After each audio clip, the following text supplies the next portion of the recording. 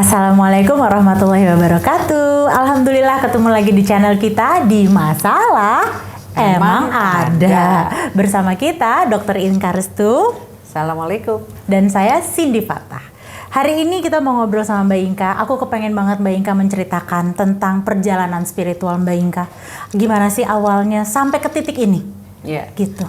Ya, jadi sebenarnya aku dimulai dari pertama kali tuh meninggalnya ayah aku. Ada tuh meninggal tahun 2008 tanggal 1 Januari pas tahun baru. Lalu yang kedua prahara rumah tangga. Ya, itu di 4 bulan setelah ayah saya meninggal. Wow.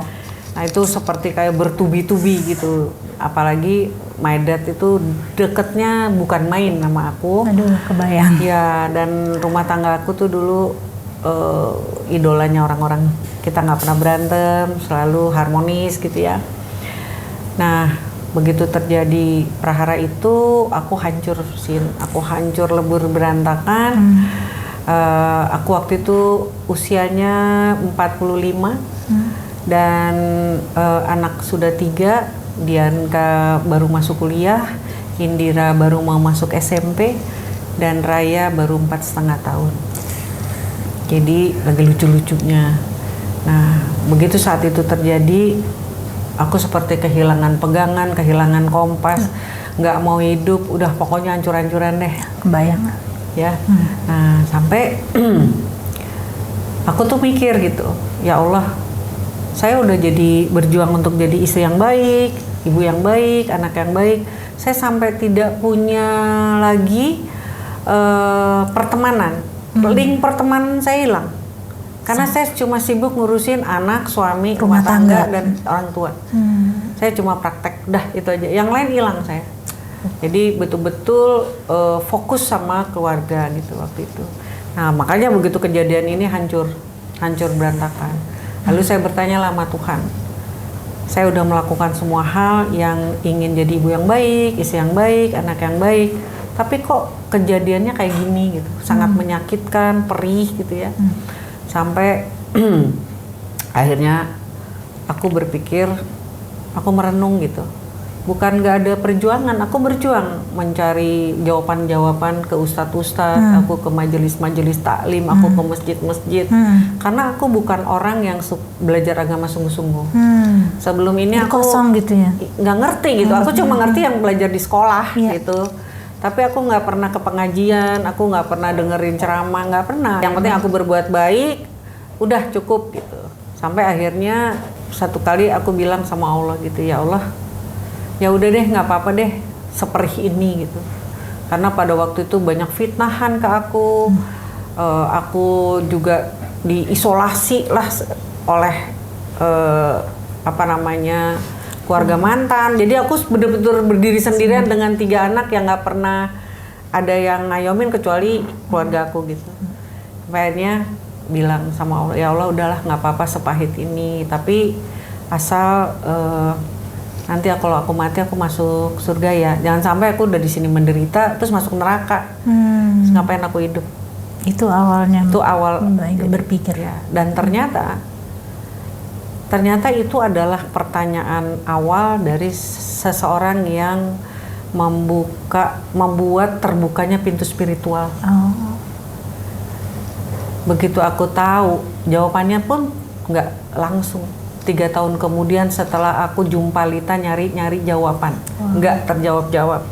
3 tahun kemudian baru aku terjawab. Ternyata Al-Quran yang bilang langsung, tidak kuciptakan jin dan manusia semata-mata hanya untuk mengabdi padaku. Oh, jadi saya diciptakan bukan untuk jadi istri yang baik. Saya diciptakan bukan untuk jadi ibu yang baik, bukan jadi anak yang baik. Saya diciptakan hanya untuk semata-mata mengabdi padanya, pada Allah. Di situ saya kaget. Oh, jadi saya berdoa buat orang tua saya, bukan buat orang tua saya, tapi buat Tuhan saya gitu. Jadi saya tuh berbuat baik mengasuh anak saya bukan karena dia anak saya, tapi karena perintah Tuhan saya. Nah, disitulah kejawab Sin. Jadi, oh ternyata kalau aku berbakti sama Allah, otomatis aku bisa jadi ibu yang baik. Otomatis aku tuh jadi istri yang baik. Otomatis saya jadi anak yang baik. Tapi itu semata-mata dikerjakan karena ketaatan saya hanya pada Tuhan.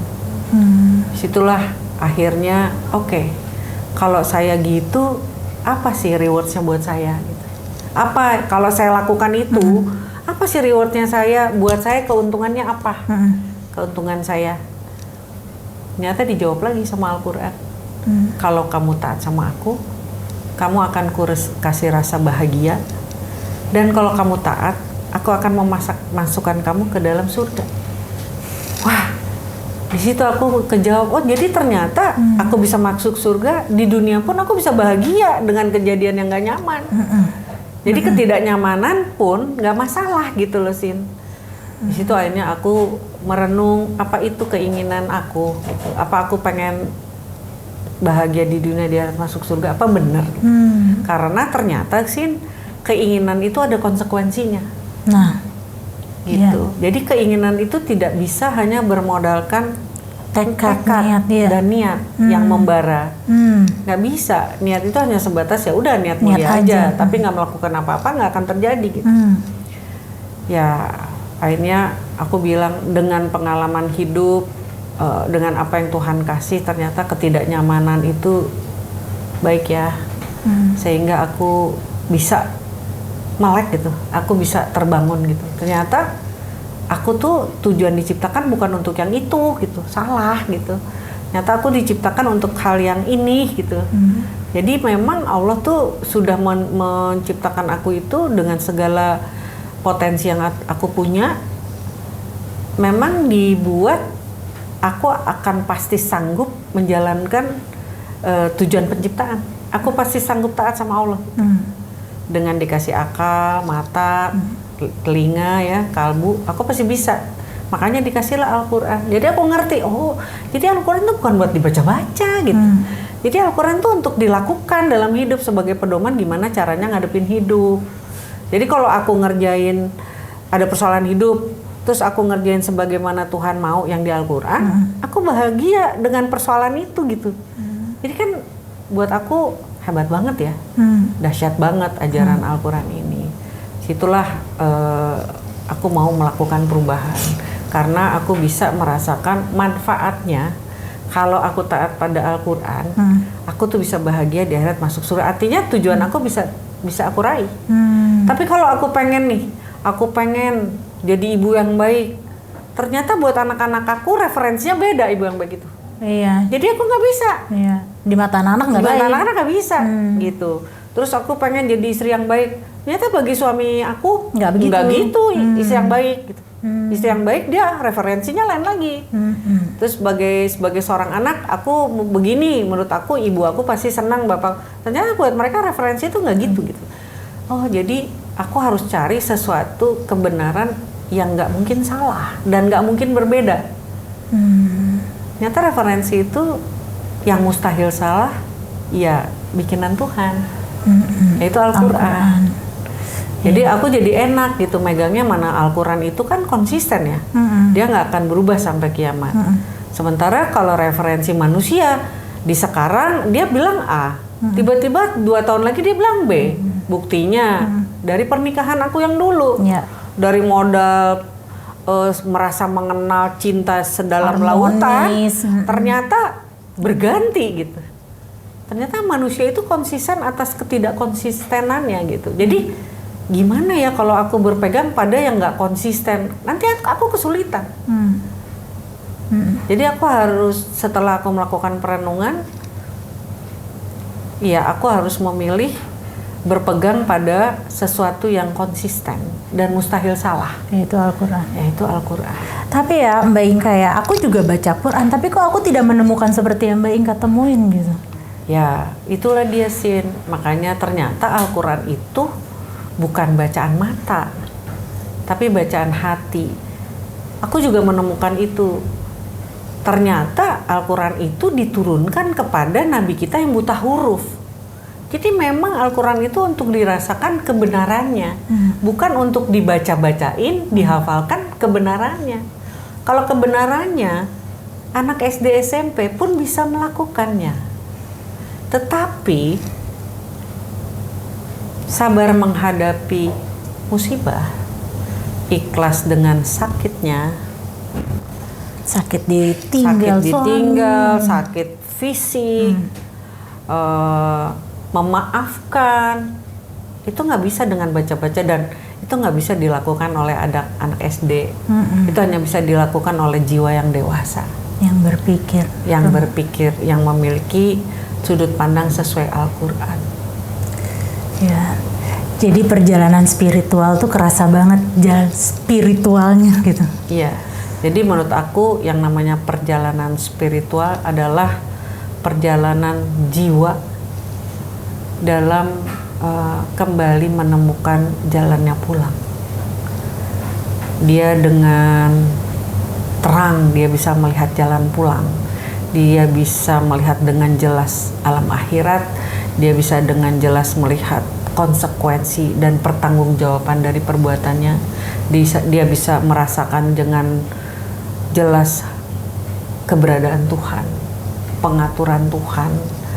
Dia bisa melihat dengan clear bahwa anak itu cobaan. Dia bisa merasakan dengan dengan terang bahwa dunia ini memang alam cobaan, tempat kita dikhianati, tempat kita difitnah, tempat kita tersakiti, tempat musibah itu bertubi-tubi menghampiri kita, sehingga buat dia semua itu wajar. Itulah spiritual, kebenaran yang nggak kelihatan tapi pasti terjadi dalam hidup Al-Quran itu spiritual. Ya, Al-Quran, Allah spiritual. Jadi kalau mau hijrah itu sebenarnya hijrah spiritual. Perenungan tadi. Melihat yang tidak terlihat menjadi terasa. Nah, itu berapa lama Mbak Inka menjalani sampai sekarang? Proses perenungan demi perenungan pasti. Ya, udah dari umur yang itu, begitu kejadian itu, kalau nggak salah setahun setelah kejadian itu aku melakukan proses berpikir sih. Setelah kejadian Dedi meninggal duluan kan, nah itu aku udah mulai melakukan berpikir. Tapi semakin tajamnya setelah aku bercerai, itu aku terus panjang, semakin dalam, semakin nggak mau keliru. Semakin ingin benar gitu ya, ingin memperbaiki diri. Aku jadi nggak peduli yang lain, aku hanya mau memperbaiki diriku sendiri. Aku nggak peduli perilaku orang lain terhadap aku cuma peduli bagaimana aku terhadap orang lain gitu. Itu sih Sin yang membuat proses ini terjadi, dan aku nggak akan pernah berhenti untuk melakukan proses ini. Sebab Rasulullah mengatakan belajarlah dari buaya hingga liang lahat. Karena ujian terus menerus, dia nggak akan pernah berhenti. Jadi proses ini nggak akan pernah berhenti. Ya. Makasih ya Mbak Inka ya. Ini rangkaian jawaban atas yang episode yang lalu tentang bagaimana aku menghadapi kematian Papa. Apa yang aku harus lakukan sekarang sampai aku nanti. Ya, karena apalagi umur segini ya, aku kan udah 60 ya. Masa sih aku nggak mau nginget mati? Iya. Kan aku udah pasti mati bentar lagi. Di usia 60 nggak mungkin aku nggak mau sakit. Itu kan sangat nggak mungkin. Jadi buat apa memikirkan yang nggak mungkin? Mendingan yang pasti-pasti aja, yang pasti mati kan pasti. Ya udah, mendingan disiapkan lah. Gitu. Jadi aku sekarang memang sedang mempersiapkan kematian aku. Luar biasa. Persiapan yang sesungguhnya. Perjalanan spiritualnya Mbak Inka. Makasih ya Mbak Inka. Sama-sama sih. Ya, semoga soulmate juga bisa mengambil pelajaran ini. Emang satu-satu yang harus kita siapin hanya kematian kita sih, karena itu yang paling pasti. Melalui perenungan, perjalanan spiritual. Soulmate, sampai ketemu lagi di episode masalah. Emang ada di yang lainnya. Jangan lupa ikutin kita terus di Instagram, di Facebook, juga di TikTok. Wassalamualaikum warahmatullahi wabarakatuh.